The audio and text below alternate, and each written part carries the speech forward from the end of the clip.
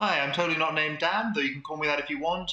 And as you can probably see in here, I'm running off a different computer and a different mic right now, because, well, I've just moved house and I don't have my proper setup again yet. But there was some UniVersus stuff that really needed talking about, and honestly, it really needed talking about a couple weeks back, but this was the best I could do, I'm afraid. So today I'm doing my worst impression of a VTuber, because it's all I've got the ability to do right now, and I'm bringing in my slightly more competent buddy, the Sheep. Yeah, thanks for having me here for this. And I want to say how competent I am with all of this, but thanks for the compliment at least. Well, you're more competent than I am right now.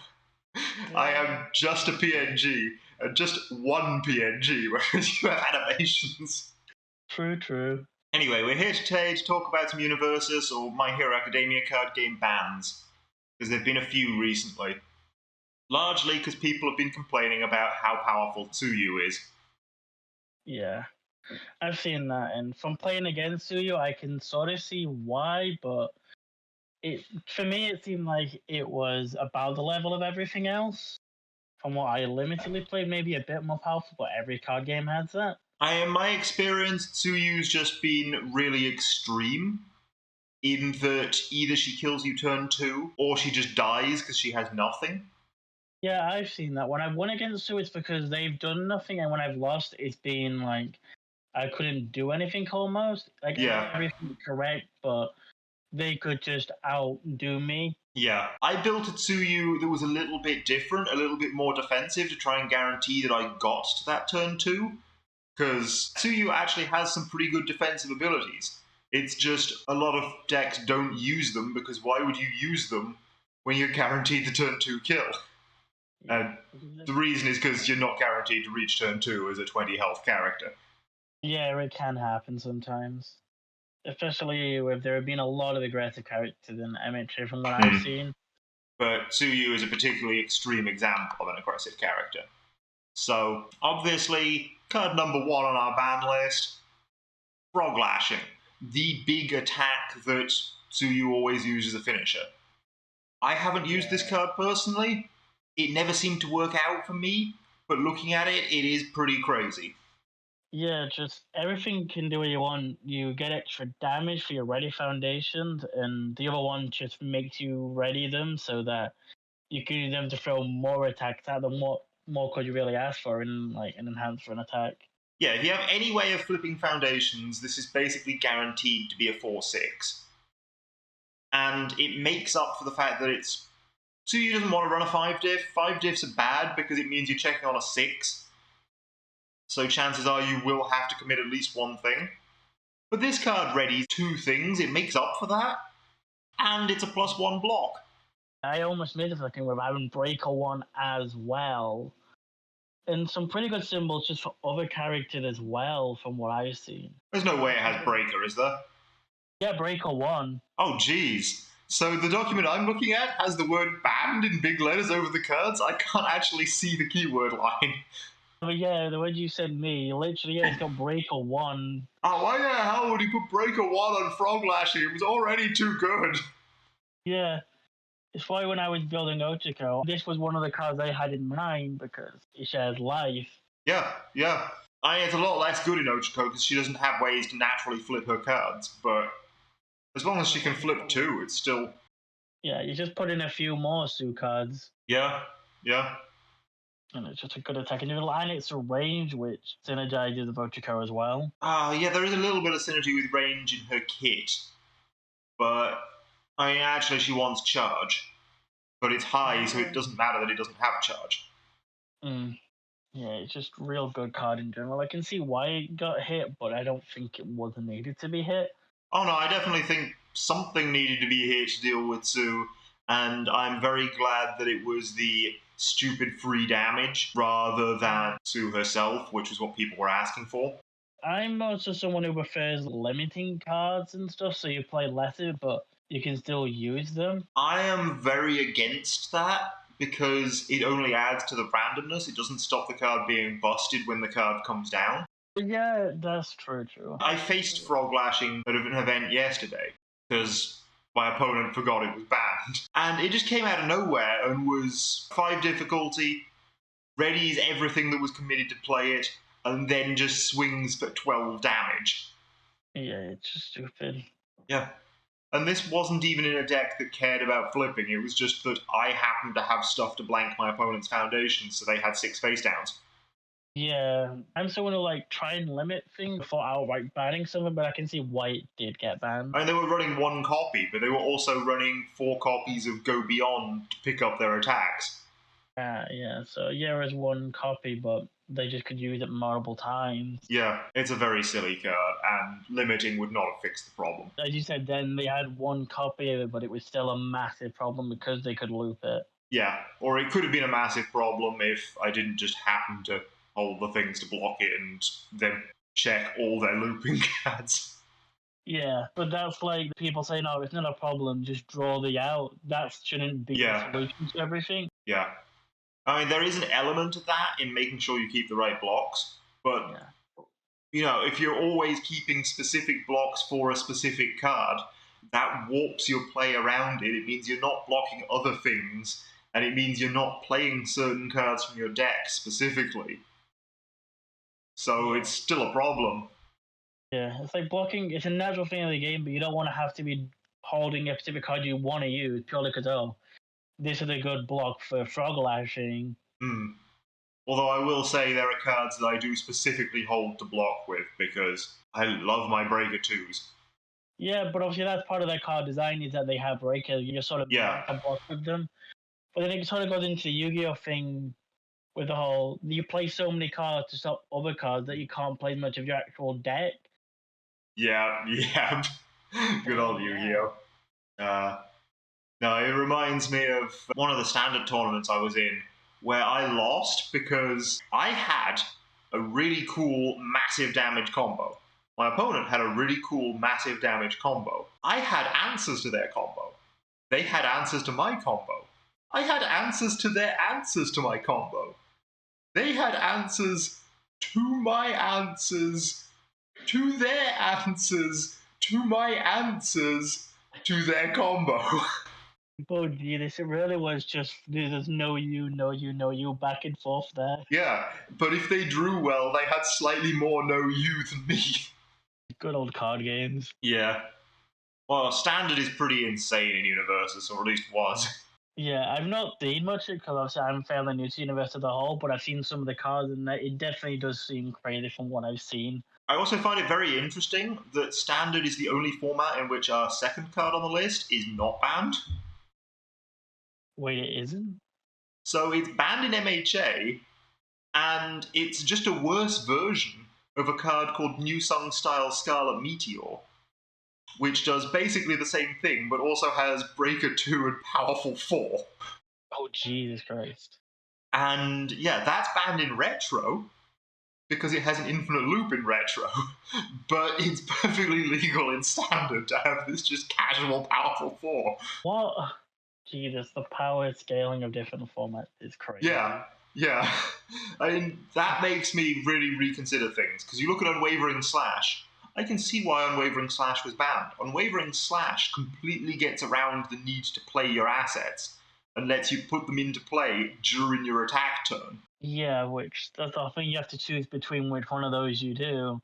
Yeah, and we previously talked in one of the reveal videos about how insane that is when you put a terrain into play, and then just delete any terrains your opponent has, negate any chance for your opponent to use the terrain, and just buff all your attacks on your kill turn. Yeah.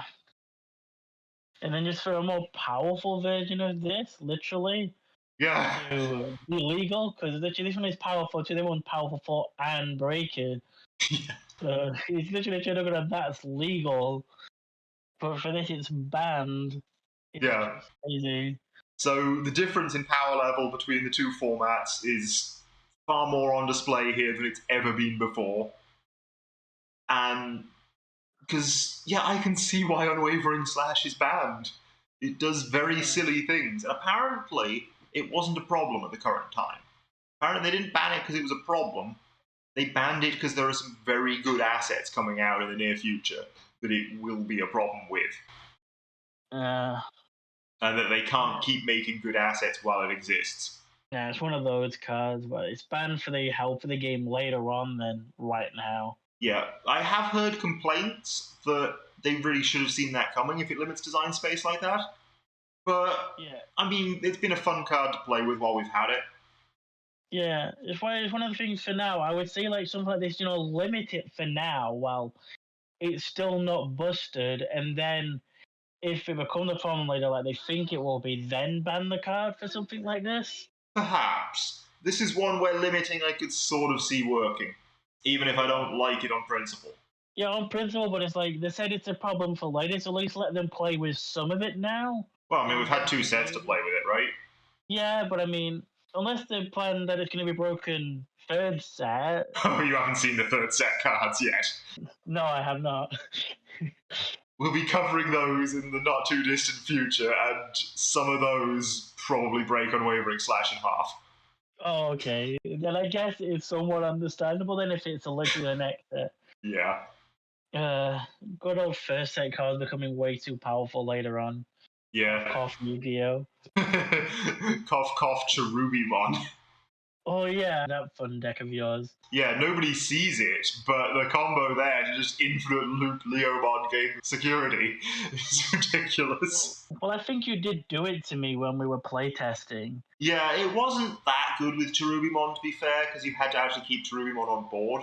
It's been way more busted with things like Mastermon, but it definitely is a very silly loop that they enabled later. Yeah, definitely. Anyway, our third card is Amphibious, which I know you run in your deck, and that's why I saved this for last rather than talking about it alongside the other 2-1. Because this is the one that actually hurts you. Yeah, definitely, God. Amphibious was so good. Yeah. We saw it in your Ochako deck. In your Ochako deck, it was something like 1.8 foundations. No, actually, pretty much 2 foundations. Because every turn, if you saw a second attack, this was getting readied. Yeah. So just 2 foundation, which, yeah, a lot of the attacks in Ochako were kind of high at 5s and 6s, but if 1 foundation counts as 2, that's not as much of a problem. And when you've got cards leaving the card pool, so they're not getting that much difficulty added onto them. Yeah. Making it even better. And, it's not the worst thing. There are cards that exist that do that, but all the other cards do it with more of a cost. Even the one that looks like it's specifically designed for Ochako, Denki's Foundation, requires you to have momentum. That's technically more of a cost than Amphibious still. Yeah, because often you're getting rid of your momentum to add it back to hand with Ochako, so it's not always guaranteed. Whereas, I don't know how Denki plays, but I assume that's what he does. But yeah, half the time I'll maybe have 1 momentum or 2 at most. Sometimes it's also pretty bad for Denki, to be honest. Because you'll put your meter shower to momentum, yeah, but then you play an attack, you then just add it back to hand.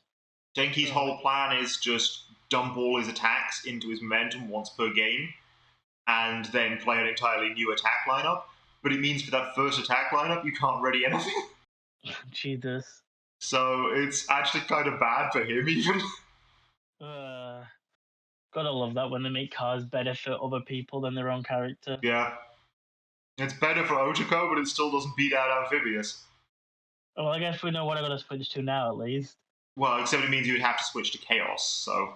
Oh, yeah. It would require a fair few tweaks to the deck. Yeah, and Life has still got plenty of good support, so that might be something I may have to actually fully look at. Well, I also want you to keep an eye out on some of the new cards that are coming out, because I think there might be some that will go into Ochako. Yeah. So if you're not in a video, I'd like it if you'd look at it anyway. Yeah, but I'll hold out just in case for that. Yeah. Moment. So we talked about how Amphibious is basically 2 foundations worth, and it's a little bit better than the other foundations that 2 foundations worth. Now put it in Tsu. Bear in mind that Tsu can use her ability to clear her card pool on the opponent's turn too. So if Tsu has to block more than once or twice, Amphibious becomes 3 foundations. Yeah, that is just stupid. I didn't even think about it in that context. Because, yeah, I've seen her do that, but it's like, Jesus. Yeah. Then as well, it's more than 1 foundation. Well, the one for me was go in on my turn, don't quite kill, ready the amphibious, block with naval laser beam for breaker 2, commit amphibious to make sure that goes through, commit my character on the next attack to get rid of the naval laser beam from my card pool. Now that's left my card pool, I can ready both my copies of amphibious. Then I flipped one of them to ready my character. Oh look, I've cleared my card pool and readied 3 things on my opponent's turn. Yeah, this is one of the cards I can definitely see why it was banned. Like, yeah, I don't want to see it banned because I play it and it's one of probably my best foundations. But one of the things, yeah, I know it's broken. I know why it's busted, but it's like, why? It's like, I don't want to because I want to play with a broken card. Yeah, understandably. I mean, it doesn't do anything to kill, it doesn't do anything to fully further your game plan. It just makes you more able to do the things you do. Yeah. So it's a little bit innocuous in that regard, Mm. but it's just absolutely absurd at what it does. Yeah. Being a foundation that lets you play a bunch of cards is one of the best at doing that if you can just make a card like the card pool, which obviously Sue and Ochiko do really well because it's their game plan. A lot of characters do it. I mean, there's a card in set 2, Forcing Surrender, which just says after an attack deals damage, I think it is, you can just get rid of any non-attack card from your card pool. Oh jeez, and everyone playing those 3 symbols can just play amphibious now. I'm not sure how much it shares symbol-wise, it'll take a bit to look at it, but the point is, there are lots of ways to get cards out of your card pool. Yeah. And there are also lots of things that just say discard a card from your opponent's card pool that would randomly trigger amphibious. So amphibious is also a hate card. It's just everything you would want a foundation to be. Yeah. Absolutely. Except plus damage, it's not that. Yeah. Except actually it is that, because the new version of Momo, the DLC one, specifically has an attack that comes with her which says commit a foundation +1/+2, and then commit 2 foundations +2/+4. If you can commit all your foundations at no cost because you get to ready them again, that's just +3/+6 out of nowhere. Jesus, so it really is everything. It even does do the plus damage. The only downside is that it's not a great block because it's a free mid. Yeah, but does it matter when you play this and then it just makes all your other blocks better? Yeah, you play this other block and then use your amphibious to make sure the block goes through. Oh yeah, true, amphibious does make amphibious better. Somehow I didn't think about that. Yeah, it's a card that seems okay on paper, but in practice it's way more busted than it is. Yeah, I can see exactly how this slipped through. It is very innocuous because it doesn't do anything. It just makes everything better. Yeah. Oh, God. Yeah, amphibious had to go. Frog lashing had to go. Unwavering slash, have you seen some of the things that's coming up? Had to go. These bans all make a lot of sense to me. So, like, it is also banned in standard, I assume, as well, amphibious. There's no official word on that. Ah, okay. There's no official word on any of these being banned in standard. Okay. So, technically, you can essentially play 8 copies of New Song Style Scarlet Meteor with Unwavering Slash in standard. Yeah, so I just like, My Hero Academia, can't do it, banned. Retro, can't do it, banned. Standard, 8 copies. No, that's stupid how that works. Yeah, they did not think that through. We can never have a perfect ban list for a card game. Well, I mean, we have a pretty good ban list for My Hero. It just doesn't carry over to standard. Yeah. But again, they're different formats, so it's hard to put one and the other together. Yeah. I mean, maybe Unwavering Slash just isn't busted in standard. Because it doesn't have the massive, powerful, and the breaker block. Yeah. I'm just remembering the other card from the Libra of Souls set that just says, add a card to your momentum. Now give this attack powerful 5. What? You have to give up safe so your opponent can reversal you. But I mean, if you just play My Hero, you don't even know what that means. I assume it's like a counter or something. Yeah, it's when they block you, they get to attack back during your turn. Okay. But the card just says no to that. if you don't want to use the memento, and if you do want to use the memento, it's 10 damage. Jesus Christ. And that's just a normal card. I think there's also an ability on it that says return one of your opponent's foundations. Hey, it triggered Amphibious. Yeah, no, it returns it from their stage, not their card pool, so it actually untriggers Amphibious, it gets rid of it. See, we've found a way to stop Amphibious now. Yeah, Standard has answers for these cards.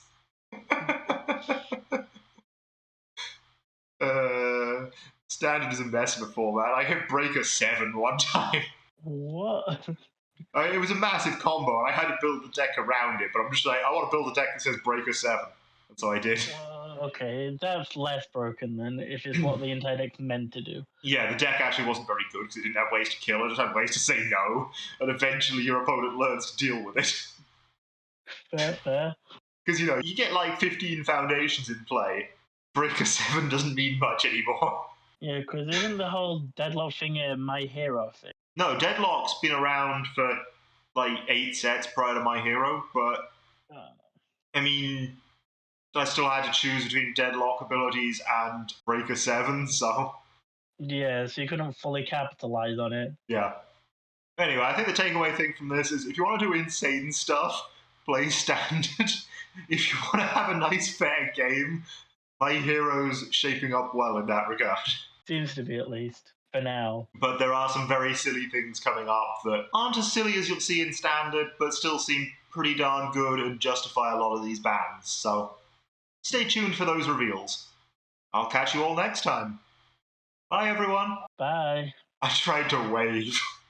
I can't wave. I'm a PNG. But I can wave as a PNG. Yeah, you have special animations, don't you? Yeah. Cool. See you, everyone. See ya.